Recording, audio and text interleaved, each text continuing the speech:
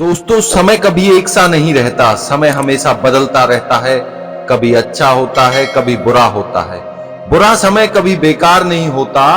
वो समय हमें ऐसे ऐसे पाठ पढ़ा जाता है जो पूरी जिंदगी हमारे काम आते हैं। दोस्तों, आज मैं आपको एक ऐसी कहानी बताता हूं जिससे बात आप आसानी से समझ जाओगे। तो दोस्तों, इसके लिए आप वीडियो को लास्ट तक देखना। एक बार एक किसान भगवान से बहुत ही नाराज हो गया। किसान बहुत मेहनती था।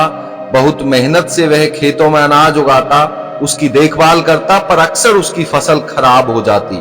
कभी सूखा पड़ जाता, कभी बाढ़ आ जाती, तो कभी तेज धूप, कभी आंधी।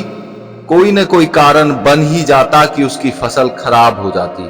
एक दिन वह किसान गुस्से में आसमान की ओर देखकर भगवान से बोला, हे ईश्वर, आपको लोग सर्वज्ञाता मानते हैं कि आप सब जानते हैं। कहते हैं कि आपकी इच्छा के बिना एक भी पत्ता नहीं हिलता, पर मुझे तो लगता है कि आप छोटी छोटी बात भी नहीं जानते। आपको तो ये भी नहीं पता कि खेती बाड़ी कैसे करते हैं। अगर आप जानते होते तो हर समय जो बाढ़, आंधी और तूफान आते हैं वो कभी नहीं आते। आप नहीं जानते कि कितना नुकसान उठाना पड़ता है हम किसानों को। यदि आप मेरे हाथ में यह शक्ति दे दें कि जैसा मैं चाहूं वैसा मैं मौसम कर दूं, फिर आप देखना मैं अन्न के भंडार लगा दूंगा। भगवान इस किसान के तीखे वाक्य सुनकर मुस्कुरा रहे थे। वह किसान के सामने प्रकट होकर बोले, मैं आज से तुझे यह शक्ति देता हूं कि तुम अपनी खेतों पर तुम्हारी जैसी इच्छा हो तुम वैसा मौसम कर दोगे। मैं बिल्कुल भी दखल नहीं दूंगा। तुम्हारी इच्छा से सब कुछ होगा। किसान बहुत खुश हो गया। किसान ने गेहूं की फसल अपने खेतों में बोई। जब उसे लगा कि खेतों को धूप चाहिए तो खेतों को धूप मिली। जब पानी बरसना चाहिए तब पानी बरसा। आंधी, तूफान, बाढ़ कुछ भी उसने अपने खेतों पर आने नहीं दिया। किसान के खेत में इस वर्ष ऐसी फसल हुई जैसी कभी नहीं हुई थी। हरी भरी लहलाती फसल।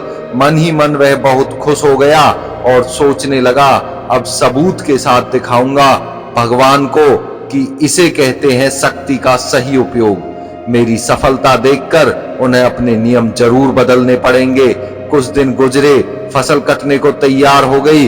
किसान बहुत उत्सुकता के साथ फसल को काटने लगा।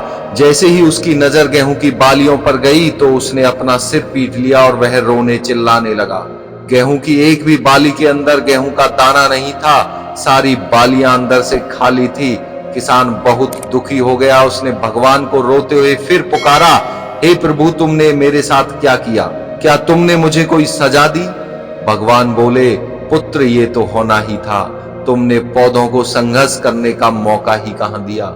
ना तो तुमने उन्हें आंधियों से जूझने दिया, ना तेज बारिश को सहने दिया और ना ही धूप में तपने दिया। एक भी चुनौती का सामना तुमने उन्हें नहीं करने दिया। इसलिए सारे पौधे अंदर से खोखले रह गए। जब आंधी, तूफान, तेज बारिश और धूप पड़ती है तभी ये पौधा अपने अस्तित्व को बचाने के लिए संघर्ष करते हैं और इसी संघर्ष से बल पैदा होता है जिसमें शक्ति होती है, ऊर्जा होती है और यही ऊर्जा गेहूं के दानों के रूप में फूटती है। उन्हें तुमने कठिन परिस्थितियों से गुजरने ही नहीं दिया जहां उनके अस्तित्व का जन्म होता। सारी बालियां इसीलिए खाली हैं, इसमें एक भी गेहूं का दाना नहीं है क्योंकि तुमने अपने पौधों को संघर्ष कराया ही नहीं। याद रखिए, स्वर्ण में स्वर्णीय आभा तभी आती है जब वह आग में तपने, गलने और हथौड़े से पीटने जैसे संघर्षों से गुजरता है।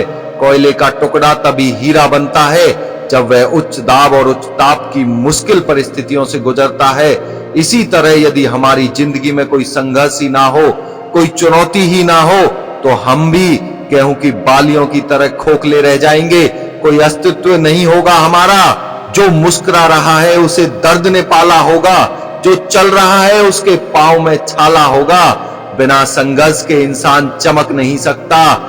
जो जलेगा उसी दिए में उजाला होगा। क्यों बचे संघर्ष से? संघर्ष ही तो जीवन की आत्मा है।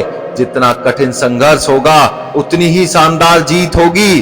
विपरीत परिस्थितियां, चुनौतियां, समस्याएं हमें और अधिक निखारती हैं। यदि जीवन में कठिन परिस्थितियां और चुनौतियां आए तो घबराना मत। बल्कि सामना करना, विश्वास करना कि आप और अधिक निखर जाओगे और अधिक मजबूत बन जाओगे। किसी ने कितना सही कहा है, जिंदगी जीना आसान नहीं होता, बिना संघर्ष के कोई महान नहीं होता। जब तक ना पड़े हथौड़े की चोट, तब तक पत्थर भी भगवान नहीं होता। दोस्तों, फिर मिलते हैं नेक्स्ट वीडियो में एक अलग मोटिवेशन के साथ। जय हिंद।